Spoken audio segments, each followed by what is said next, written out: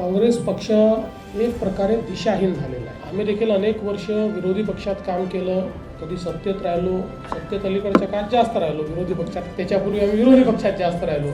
पण विरोधी पक्षात असतानाही आम्ही कधी आपली जी देशहिताची लाईन आहे ती कधी सोडली नाही, समाजहिताचा विचार कधी सोडला नाही आणि म्हणून समाज आमच्यासोबत आला, म्हणून लोक आमच्यासोबत आले, आम्हाला पुन्हा पुन्हा निवडून दिलं। आज दुर्दैवाने काँग्रेस पक्षामध्ये ज्या प्रकारे दिशाहीन नेतृत्व दिसत आहे, त्यामुळे ज्यांना काम करायचं आहे, देशाकरता समाजाकरता काम करायचं आहे, त्यांना आपलं भवितव्यच त्या ठिकाणी दिसत नाही। ज्या प्रकारचे निर्णय होतात, आपल्या सैनिकांच्याच विरुद्ध बोललं जातं, सेनेच्या विरुद्ध बोललं जातं, तर आता त्या कार्यकर्त्याने तोंड काय दाखवायचं? जर आपला नेता आपल्या सेनेच्या विरोधात बोलणार असेल तर कार्यकर्त्याने उत्तर काय द्यायचं? त्यामुळे मला असं वाटतं की एक प्रकारे मोठी निराशा ही आपल्याला त्या ठिकाणी काँग्रेस पक्षात पाहायला मिळते आहे। कोणाचा पायपोस कोणाच्या पायात नाही अशा प्रकारची परिस्थिती आहे आणि विशेषतः जे जमिनीशी जोडलेले नेते आहेत त्या नेत्यांना कुठेतरी त्यांना खच्चीकरण करायचं अशा प्रकारची पण परिस्थिती दिसते आणि म्हणून आता अशा प्रकारचे नेतृत्व सगळं आमच्याकडे आहे।